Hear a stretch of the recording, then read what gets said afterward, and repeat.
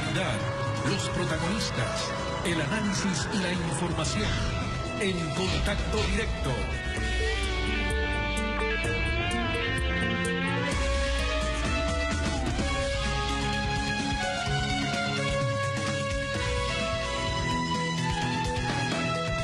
El partido político Fuerza de Ecuador, FE, inscribió en el Consejo Nacional Electoral al binomio presidencial Dalo Bucaram-Ramiro Aguilar y su plan de renacimiento económico y democrático del Ecuador.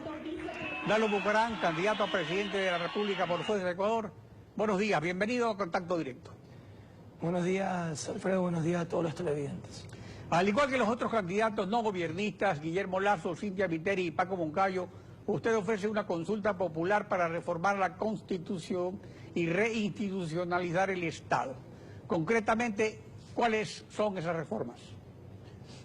Bueno, como lo dice la oferta, la promesa de consulta popular, es buscar de una vez por todas el renacimiento económico y democrático del Ecuador, vía reforma constitucional que nos permita por fin a los ecuatorianos tener una justicia libre, tener instituciones fuertes que tengan la credibilidad del pueblo y acabar con este modelo en el que un solo hombre se convierte en el dueño de todos los países, de todos los poderes, perdón.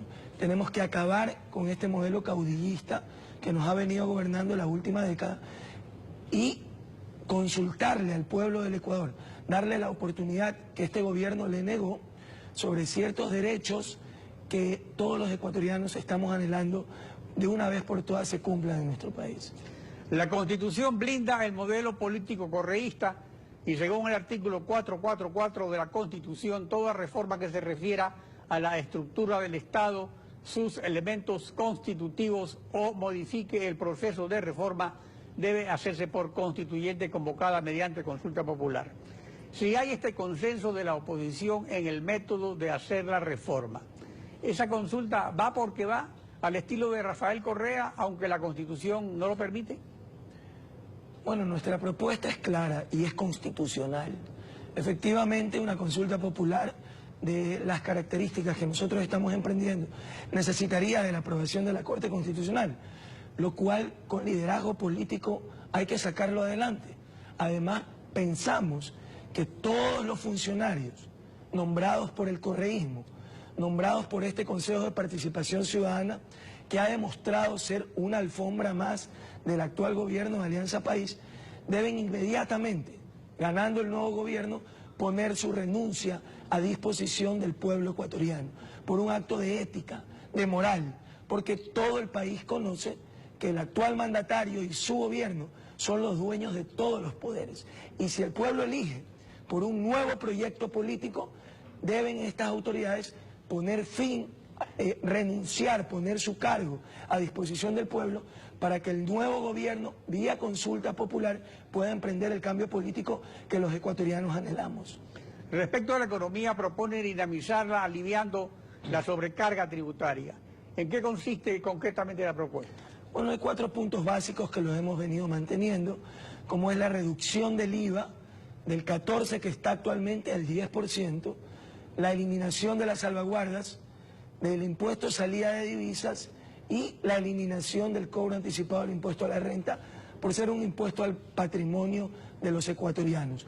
Creemos que estos impuestos afectarían positivamente principalmente al sector comercial y de esa forma podrían reactivarse todos aquellos que se dedican a la actividad comercial y que actualmente se han visto afectados por las malas decisiones del gobierno en sus ventas entre un 30 y 60% y que ha afectado finalmente a la recaudación fiscal. No se puede con menos dinero pagar más impuestos por más que un gobierno y un Estado obeso lo pretenda para no solo ser el regulador, sino además el administrador de la vida de los ecuatorianos. Ese modelo es el que proponemos cambiar.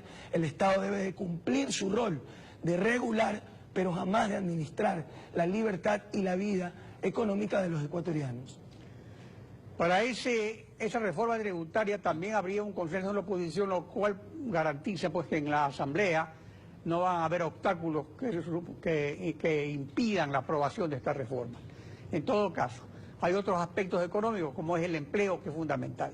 Para potenciar el empleo, en cambio, propone un acuerdo público-privado.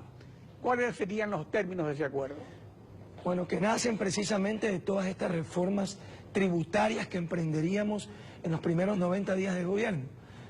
En este acuerdo público-privado, la empresa privada debe comprometerse que ya que el gobierno está buscando dinamizar la economía y la recuperación de los sectores privados para mejorar su productividad y permitirles un crecimiento económico de sus actividades, ellos deben de comprometerse socialmente con el Estado a ser generadores de empleo que permitan enfrentar las tasas de desempleo que actualmente viven los ecuatorianos.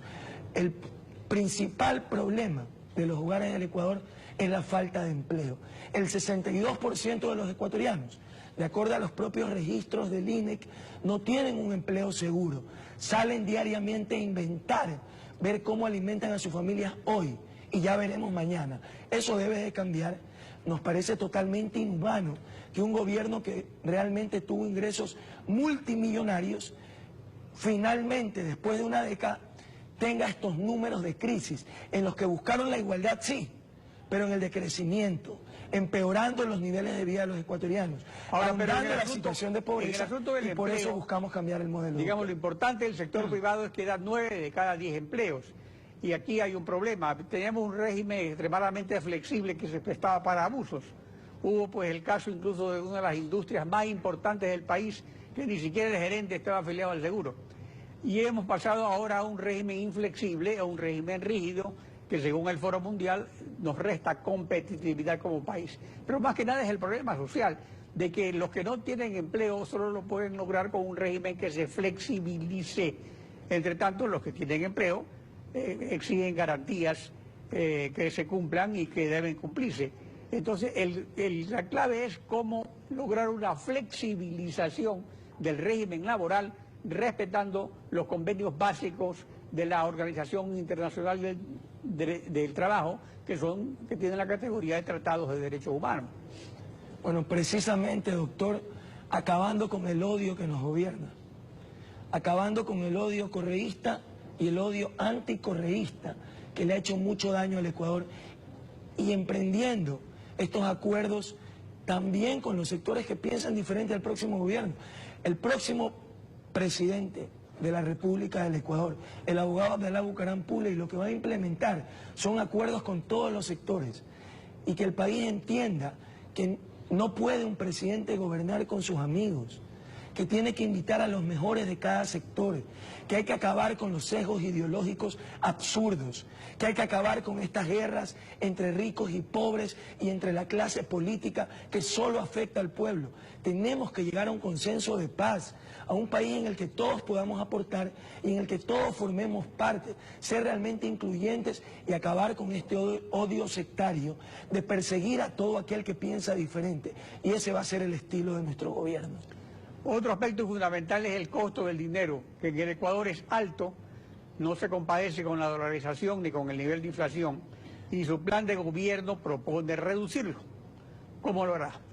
Bueno, porque el problema no es solamente el alto costo de la moneda que actualmente utilizamos los ecuatorianos. El problema es que durante estos 10 años que existió bonanza, no hubo realmente un proyecto político-económico que prevea que en algún momento el precio del barril del petróleo iba a caer. Y el presidente encima sostiene una barbaridad, que en una economía dolarizada no es necesario tener una reserva fuerte. O sea, lo que le está diciendo a los hogares del Ecuador, lo que le está diciendo a los padres de familia ecuatorianos, es que como en el Ecuador existen dólares, no es importante que prevean el futuro de sus hijos, no es importante que ahorren hacia futuro, y eso es una barbaridad.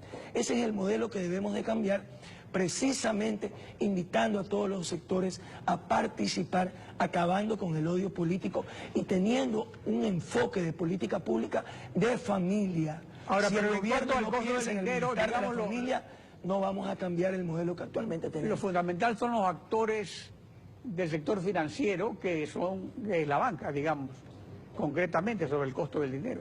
O sea, bueno, eso que propone, ampliar usted toca un gran punto, la competitividad hacia la banca extranjera. El Ecuador no tiene moneda propia, o sea, Ya hemos pasado 16 años con un sistema, digamos, anticuado de una banca criolla que no permite la entrada de la banca extranjera. Totalmente de acuerdo, doctor. Por eso nosotros proponemos invitar banca extranjera para que exista mayor competencia y el pueblo pueda acceder a créditos más baratos. Muchas veces, quienes juegan hoy a ser políticos y toda su vida manejaron la economía del país, siendo los candidatos de la banca, del feriado, se quejan por los créditos caros a los que el gobierno ha accedido, hablan de que son deuda ilegítima y que no habría que pagarla, mandando mensajes irresponsables a los mercados internacionales. Sin embargo, los créditos de la banca nacional en el Ecuador son créditos caros. Los créditos para un emprendedor que busca emprender su primer negocio llegan alrededor del 30 y 31%. La banca se convierte en socia de este ciudadano, lo cual es completamente absurdo, y por eso proponemos invitar banca extranjera para que pueda todo el pueblo del Ecuador acceder a créditos más baratos en una sana competencia. Bueno, ya tendremos oportunidad en las próximas semanas de hablar sobre los otros aspectos del plan de gobierno. Dalo Bucaram, candidato a presidente. Gracias por acompañarnos. Gracias, doctor. Buenos días y contentos por el triunfo de la selección. Así, galopamos en Quito. Fuerza Ecuador.